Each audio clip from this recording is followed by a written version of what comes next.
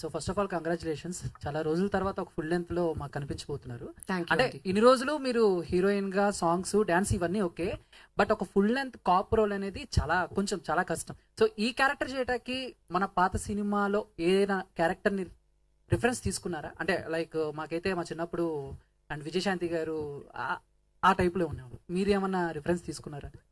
Difference of course ఉంది అండి, because it's a lot of hard work for a movie like this.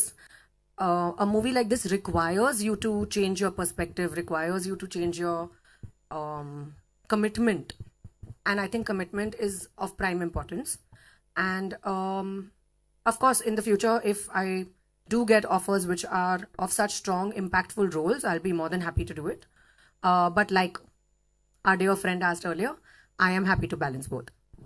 అంటే as a actors గా, I mean heroine గా, before marriage, after marriage, so మీలో వచ్చిన changes ఏంటి? I mean marriage తర్వాత మీలో వచ్చిన చేంజెస్ ఏంటి? యాజ్ ఎ స్క్రిప్ట్ సెలెక్షన్ కానీ, లేకపోతే ఏమైనా లిమిట్స్ పెట్టుకున్నారా ఆఫ్టర్ మ్యారేజ్ తర్వాత నేను ఇలాంటివే చేయాలి అని? I don't know what you mean by limits, but I had my limits even before I got married.